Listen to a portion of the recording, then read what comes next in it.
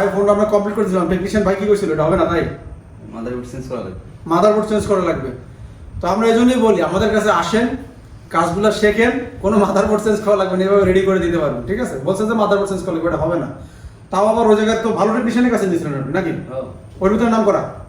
যাক, তাহলে এই যে এই হলো অবস্থা, বুঝছেন আমাদের টেকনিশিয়ান ভাইদের। আসসালামু আলাইকুম প্রাণী জিএসএম ভাই বন্ধুরা, আবার একটা কাজ নিয়ে আসলাম। আমাদের কাছে একটা রেডমি নোট 10 প্রো এই ফোন আসছে। এই ফোনটা আসছে কোথা থেকে আসছেন ভাই আপনি? এটা একটু কাছে নিয়ে কোন সমস্যা নেই। কোন দাঁতে আসছেন শোনা যাবে না, আমাদের মাইক্রোফোন লাগা হাতে না। কোথা থেকে আসছেন আপনি? মাদারীপুরতে। আচ্ছা, এখন আমাদের একটু বলেন তো সেটার কি সমস্যা ছিল? অন অফ হয়, শুধু বন্ধ ছিল, অন অন ছিল, বন্ধ ছিল। তো আপনি এক টেকনিশিয়ান ভাইয়ের কাছে দেখাইছেন, দেখানোর পরে বলছে হয়ে যাবে এটা, হয়। তারপরে হয়ে গেছে? দেখার পরে হয় না, হয় নাই, রিটার্ন আসছে। আচ্ছা ঠিক আছে। আর ওই যে ভাই, এই যে ছোট ভাই আসছে আমার, তুমি আসছো কোন থেকে বলো তো? মজগুনি থেকে। আচ্ছা, তারও কিন্তু একটা, আমার দিকে একটু ঘোরাও, তারও same set Redmi note 10 pro max. সব সময় বলি আমি, প্রত্যেক ভিডিওতে বলি যে আপনারা দোকানের মধ্যে ট্রেনিং সেন্টার যাদের আছে এই জায়গায় কাজ শেখেন, তাহলে আপনারা এত একটা কাজ 1,00,000 টাকা দাম। আমি বলবো এই একটা সলিউশন যত সেট আসবে সব সলিউশনে আপনি অ্যাপ্লাই করতে পারবেন। এই ফোনটা যে সিস্টেমে ঠিক হবে, এটা লাইভ দেখতেছেন আপনি, মানে একটা টেকনিশিয়ান ভাই কাজ করছে, কি ভুলগুলো হয়েছে সেই কাজগুলো আপনি লাইভ পাশে বসে দেখবেন। অনেক সময় একটা কাজ করতে গেলে 1 ঘন্টা, 1.5 ঘন্টা, 2 ঘন্টা হয়ে যায়, সব চাইলেও দেখানো যায় না। হয়তো মেন টপিকগুলো আপনাদের দেখায়, সিনিয়ররা বুঝতে পারে, জুনিয়ররা অনেক সময় বুঝতে পারে না। চেষ্টা করবো পুরো ভিডিওটা দেখানোর জন্য। আর তার যে ফোনটা দেখি, ওই ফোনটা কই, ওই ফোনের ইয়াটা, তোমার ফোনটার কি অবস্থা ছিল একটু বলো তো আমাদের ভাইয়া, এটার কি অবস্থা ছিল? আমার ফোনটা এরকম অন অফ হতো, এবার আমি ফ্যাক্টরি রিসেট দিতে গেছি, আর ফ্যাক্টরি রিসেট দিয়ে ফোন আর অন হয় না। ফোন অন হয় না? আচ্ছা, আমি এই কাস্টমার ভাইয়ের কাছে জিজ্ঞাসা করছি আপনার ফোনে কি কাজ করা, টেকনিশিয়ান ভাইরা না বুঝা যে ফোনই পায় আগেই প্রসেসর রিবলিং করে।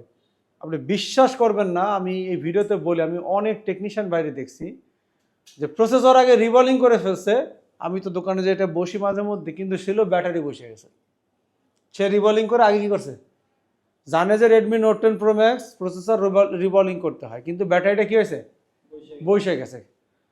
ব্যাটারিটা শর্ট দিলে হয়তো, কিন্তু সে প্রসেসর রিবলিং করে ফেলছে। আপনারা যে ডেড ফোনের যে স্টেপগুলো আছে, এই স্টেপ অনুযায়ী যদি কাজ করেন তাহলে এরকম ভুল করার কথা। এটাও প্রসেসর রিবলিং, এটাও প্রসেসর রিবলিং, যে ফোনই হাতে পাইতেছে আগে প্রসেসর রিবলিং। এই কাজটা আমাদের স্টুডেন্ট খুলে আমাদের কাছে দিছে নাকি? হ্যাঁ, কে খুলছে? তোমার নাম কি বলতো? হাসান। হাসান তুমি খুলছো না? আচ্ছা, তো এগুলো একদম ন্যাচারাল কাজ, একটু সময় লাগবে কিন্তু, হ্যাঁ, কারণ আমি বললাম না, ক্রিয়েট করা কাজ আলাদা জিনিস ভিডিও বানানোর জন্য, আর এগুলো ডাইরেক্ট কাস্টমার নিয়ে আসে আমাদের কাছে। এখন এটা আমরা কাজ করতে গেলে কিছু স্টেপ নিতে হবে, যেমন এখানে পাওয়ার আইসিটা আমার একটু অসংকিত মনে হইতেছে। এখানে প্লেট ছিঁড়ে ফেলানো আছে, এই জায়গায় আমরা দেখতেছি অবস্থা ভালো না, এই জায়গার। তা আমরা কি করব, মানে আমরা সরাসরি এর যে 3টা আইসি আছে, 3টা আইসি ফার্স্টে তুলে ফেলবো, ঠিক আছে? বা এইটা আছে, এটাও আমরা দরকার প্রয়োজন আমি তুলে ফেলবো, পরে আমরা ডিসিশন নেবো কী করবো। আগে আমরা সিপিইউটা তুলি, এক একটা করে সিরিয়ালে তুলি। তা আমি হিট ইউজ করতেছি 365। তুমি কিন্তু আবার সে কোনায় গেছো, প্রয়োজনে এদের সরাই দাও, সরাই দিয়ে তুমি ভিতরে ঢোকো, এই পেশে আসো, কাস্টমার যেন, দর্শকজন ভালো দেখতে পারে। তো আমি আগে প্রসেসরটা উঠাই ফেলবো।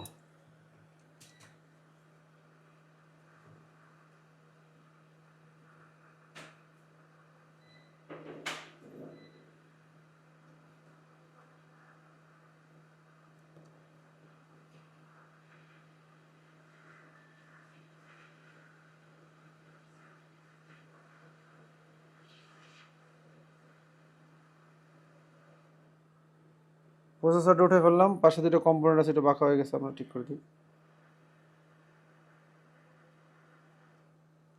ওকে, আচ্ছা, এরপরে আমরা এএমএমসি, এটার অবস্থাতে পাশে পুড়ে গেছে, উঠে ফেললাম। মোটামুটি এটাও দেখতেছি আছে। এরপরে আমরা পাওয়ার এসিড এসে কাজ করছে, পাওয়ার এসিডটা তুলে ফেলবো। ফোনে কিছু চেক টেক দিলাম না আমি, যেহেতু ভাই বলছে রানিং ছিল। তো এইসব হয় কি, হিট দেওয়া থাকলে ফোনের ভিতরে কোন বল মিসিং আছে, কোন বল লাগানো আছে, এটা কিন্তু ধরা যায় না। এই জন্য অ্যাকুরেট রিডিং পাওয়ার জন্য আমরা সুন্দর করে নিজেরা রিভলভিং করবো ভালো করে। এখানে আমরা দেখতে পাচ্ছি যে এই জায়গায় কোনার দিকে কিছু বল বসানো। আচ্ছা, তো মোটামুটি সবগুলো আমরা তুলে ফেলছি।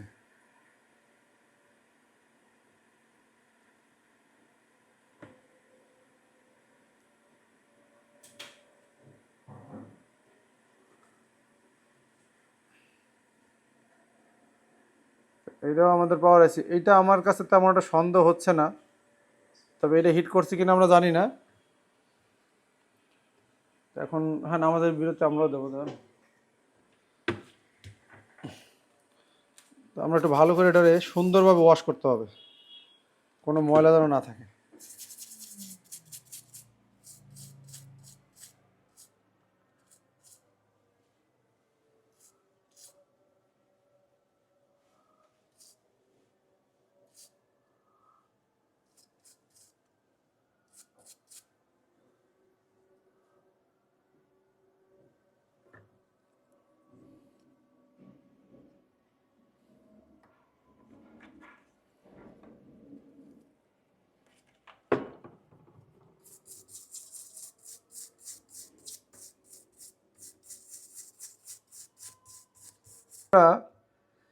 এই সাইডটা আমরা যেটা দেখতেছি সমস্যা নাই। যে এই সাইডটা তেমন একটা প্রিন্ট ট্রিন্ট ছিঁড়ছে আমার মনে হচ্ছে না এই সাইডটা, কিন্তু এই সাইডটা অনেক অবস্থা খারাপ। যদি এই জায়গায় তেমন কোনো কম্পোনেন্ট নাই, কিন্তু এই জায়গায় কম্পোনেন্ট আছে। তো এই জায়গাটা আমাদের একটু ভালোভাবে চেক দিতে হবে। এই যে যেমন এই একটা লাইন মনে হচ্ছে ছিঁড়ছে, এটা গ্রাউন্ডের লাইন। আচ্ছা, আর কি এদিকে এগুলো সব গ্রাউন্ডের লাইন। শুধু সব দামি ফোন তো এইভাবে কাজ করাটা উচিত হয় না, আর একটু যত্নশীল হওয়া উচিত ছিল। এই যে লেয়ার বেড়ে গেছে। আচ্ছা, ওই পাশটা দেখি।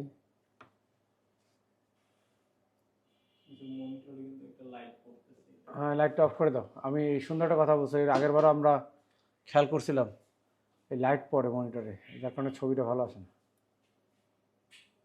হ্যাঁ, এইটা পড়ে মনে হয় যে এটা। হ্যাঁ, ঠিক আছে নাকি? ঠিক আছে, এটাও অফ করে দেন। আচ্ছা, ওই কোনাটা দিতে পারেন না, থাক আপাতত থাক, ক্লিয়ার দেওয়া আছে। তাহলে এখন আমাদের এই সাইডটা আমরা কিন্তু একদম কি অবস্থা খুবই খারাপ। তাহলে এইটা হচ্ছে লাস্ট লাইন। এই লাস্ট লাইন যদি আমরা দিই এই যে পর্যন্ত আইসাই সেই জায়গায় গেছে, তা কাটে নাই। তাহলে এদিকে টেনশনের কোনো কারণ নাই। এদিকে আচ্ছা, তো এইটা হচ্ছে আপনার ফার্স্টে খুব ভালোভাবে চেক করতে হবে। আচ্ছা, বাকিটা হচ্ছে আমরা নামাজের পর এটা লাইভ করবানি। ঠিক আছে, নামাজের বিরতি দিই, অফ করো। অটো রিডিং টানে কিনা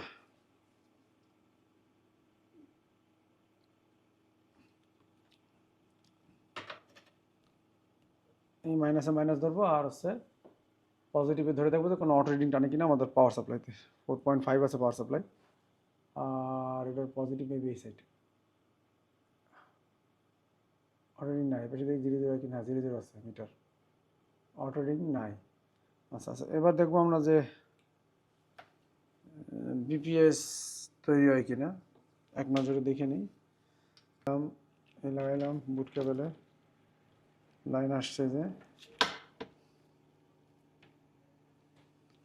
তো এটা আমি এনে লাগাই দেবো, দিলাম। এখন দেখবো যে 4.2 ভোল্টেজ আসবে ভিপিএইচে, এটা আসে কিনা এটা চেক দেবো। তো এখন চেক দিই,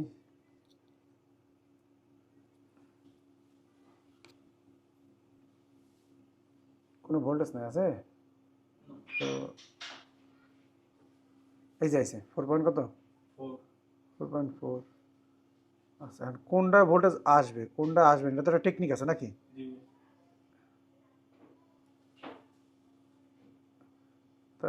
কিছু কিছু জায়গায় ভোল্টেজ আছে, কিছু কিছু জায়গায় আসছে না। তাহলে আমরা একটু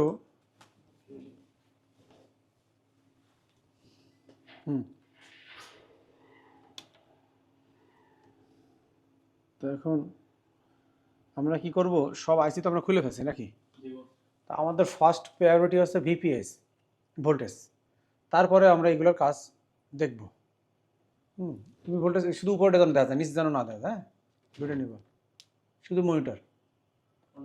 হ্যাঁ, তো আমাদের এখন সব আইসি খোলা হয়ে গেছে। খোলা হওয়ার পরে এখন আমাদের কাজ হচ্ছে ভিপিএস ভোল্টেজ চেক করা। তো ভিপিএস ভোল্টেজ আমাদের চেক করতে হবে, তো আমাদের ভোল্টেজ কিন্তু আসতেছে না। তাহলে আমরা কোথায় ভোল্টেজ পাবো? শুধু মনিটর নেবা কিন্তু, নিচে নেবা না। আচ্ছা, তাহলে এখন আমাদের ভিপিএস ভোল্টেজ পাবো হচ্ছে, আমরা এখানে যদি খেয়াল করি এই পাশে যদি খেয়াল করি, এই যেটা, তো ভিপিএস ভোল্টেজ এই আইসির, এই যে পাওয়ার আইসির এই জায়গার এই কোনার ক্যাপে, এই ক্যাপে আমাদের ভিপিএস ভোল্টেজ পাওয়ার কথা। এই যে কিন্তু আমরা চেক করে দেখি আছে কি না। তো ভিপিএস ভোল্টেজ তো ফার্স্টে চেক দেবো, আমাদের কোনো ডেড ফোন আসলে ভিপিএস ভোল্টেজ চেক দিতে হবে। চার্জিং এসি তো আমরা খুলি নাই, চার্জিং এসি লাগানো আছে। তো দেখে না ভিপিএস ভোল্টেজ তৈরি হয় কিনা। এখানে আমরা ধরি, এখানে কোনো ভিপিএস ভোল্টেজ আমরা পাচ্ছি না। আচ্ছা, এখন ভিপিএসটা তৈরি হচ্ছে কোথা থেকে? এই যে দেখো, এই যে এদিকে দেখো, এই যে ভিপিএস কয়েল, এই যে দেখা যাচ্ছে। তো এই কয়েলে যদি আমরা চেক দেই, তাহলে আমরা পাবো যে ভিপিএস ভোল্টেজটা তৈরি হচ্ছে কিনা। তো এইটা আছে, তো এটার নিচে এটা চেক দিলে আমরা পাইতেছি। আর পাওয়ার আইসিটাও আমরা লাগাই দেবো, কী করবো? তাহলে আমাদের কাজ আছে ভিপিএস ভোল্টেজ চেক দেওয়ার, পাওয়ার আইসিটা লাগানো। তো পাওয়ার আইসিটা আমরা আগে বসাই দিই, রেডি করতে হবে। আমরা এইটারে আগে রিবলিং করে সুন্দর করে লাগাই দেবো, লাগাইয়া আমরা ভিপিএসটা চেক দেবো। ফার্স্ট কাজ হচ্ছে আমাদের এইটা এখন আপাতত।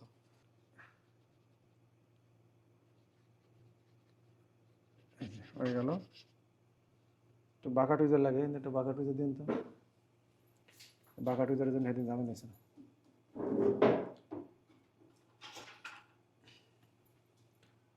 একটু বাঁকা টুইজার দিয়ে আমি ধরলাম, তাহলে সুবিধা হয় আর কি। তা এই 365 আছে, আপনারা কম দিয়ে ইউজ করবেন, 330-40 রাখবেন।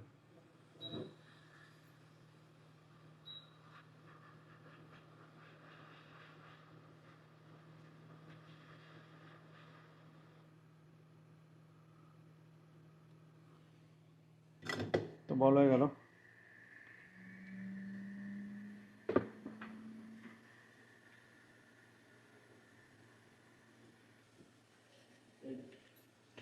তো আমাদের বল কমপ্লিট।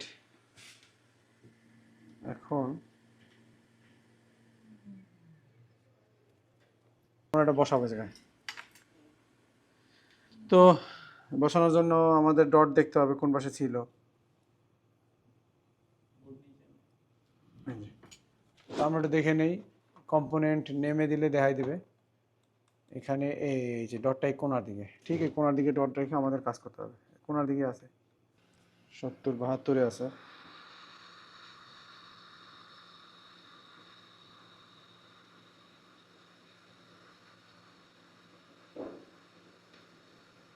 নাড়াতে দিলাম,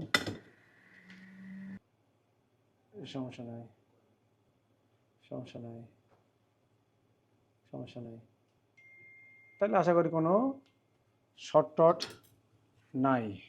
লাগাই, চার্জ লাগাই আমরা বাক ভোল্টেজগুলো দেখবো যে তৈরি হয় কিনা। বিপিএস তো আমরা একদম স্টেবল পাইছি, এখন বাক ভোল্টেজটা দেখবো যে তৈরি হয় কিনা। তো আমরা এখানে অ্যাভারেজ একটা চেক দেবো। হ্যাঁ, এখানে না, তুমি এই যে মিটার সহ দেখো, এদিকে আসো, পিছনে আসো। এখানে এই যে 800 দেখছেন, এই যে এটা দেখি, এটা কোনো ভোল্টেজ নাই, এটাও তৈরি হয়েছে কিন্তু ফ্ল্যাকচুয়েট করতেছে।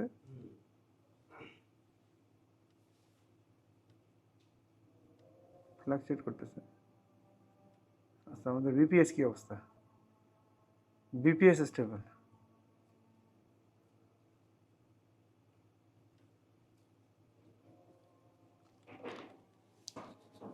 দেখি ডিসপ্লে লাইনটা খুলে দিই, এটা আবার লাগাই।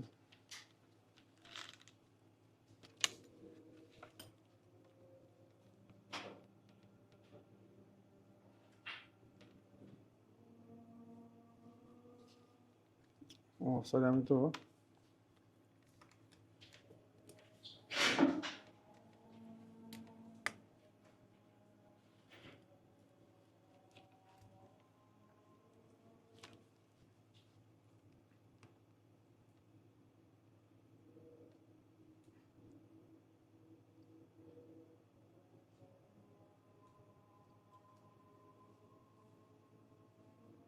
High LDO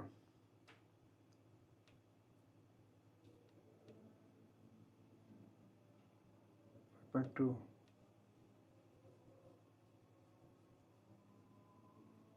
3.8।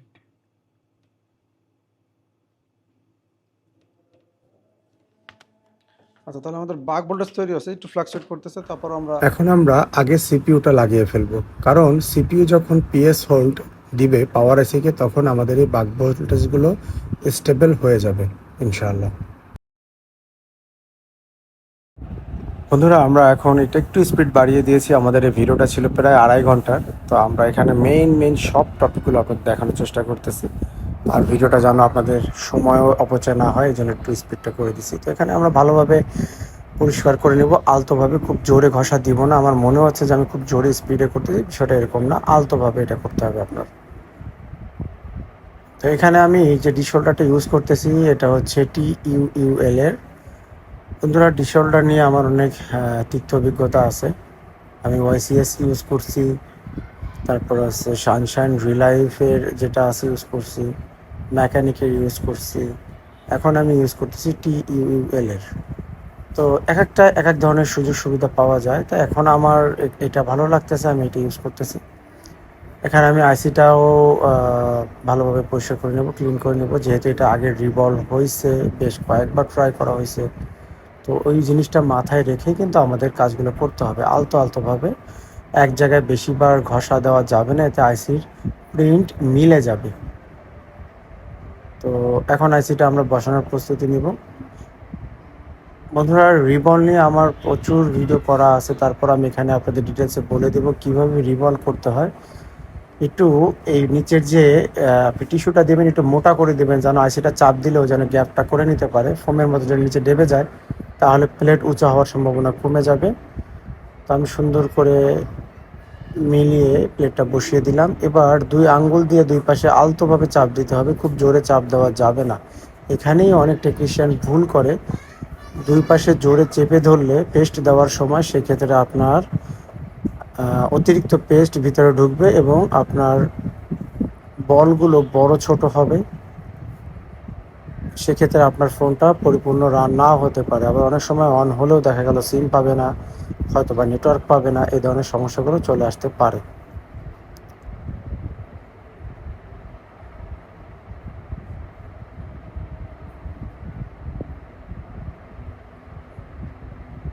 তো আমি সুন্দরভাবে এখানে দেখেন পেস্টটা লাগিয়ে দিচ্ছি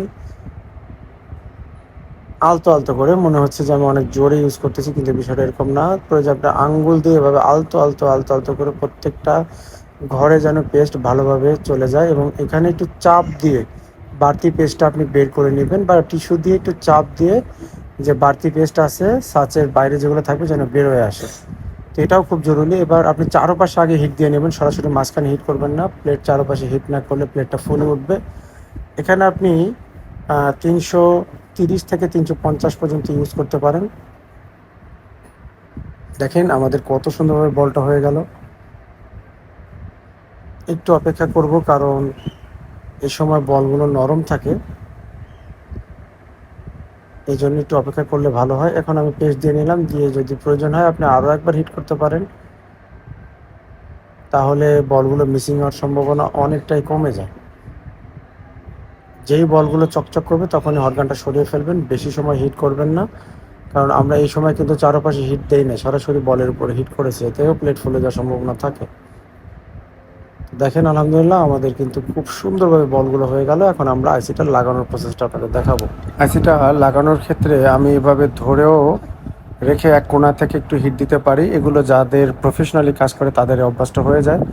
বা আপনি এরকম আইসি ছেড়ে দিয়েও চাইলে আপনি পজিশন অনুযায়ী বসিয়ে বাতাসটা কম দিয়ে হিটটা একটু বেশি রাখবেন এই সময়, যেন দ্রুতটা আইসিটা বসে যায়। একটু বসার পরে সেকেন্ড টাইম আপনি এয়ার বাড়িয়ে দেবেন আর হিটটা একটু কমিয়ে দেবেন।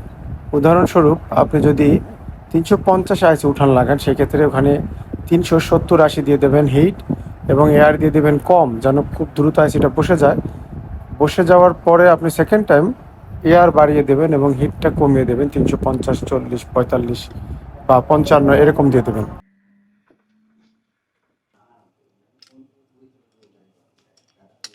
বোর্ডটা লাগাইয়া আমরা একটু দেখবো যে পোর্টটা পাই কিনা।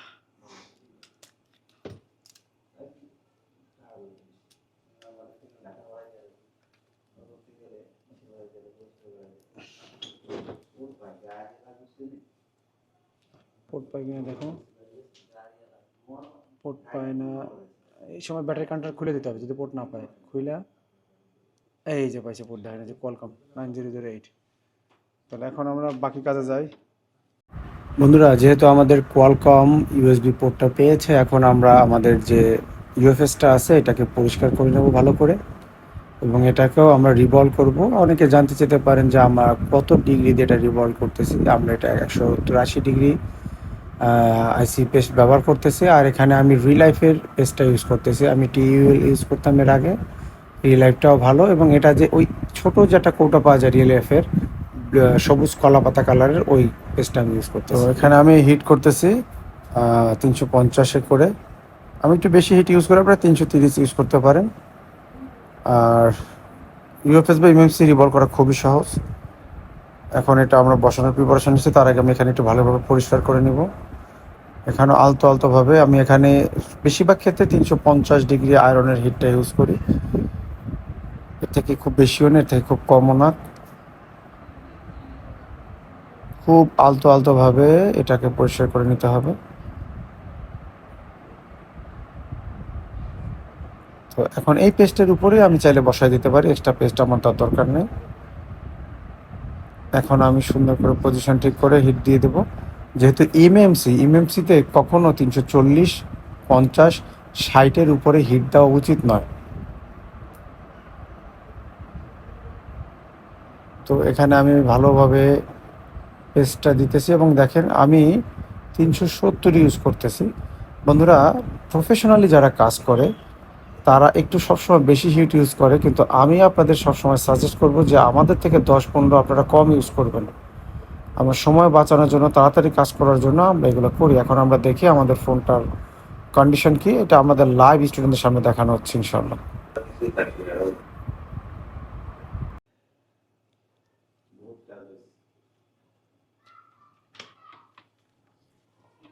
আমরা সবসময় ডাইরেক্ট অন করবো না কোনো সময় এই ধরনের ফোন। পাওয়ার সাপ্লাই লাগাই অন করবো। 3, 4 হয়ে গেছে। লাইভ দেওয়ালে মতো বড় কাজ। তাহলে স্টুডেন্ট কম আছে, মানে সবাই বের হয়ে গেছে তো। হ্যাঁ, আমার ওই স্টুডেন্টটা কই? তুমি সিপাই থাকো কে? সবসময় আশেপাশে থাকতো। আরে কম্পোনেন্ট চলতেছে তো এদের।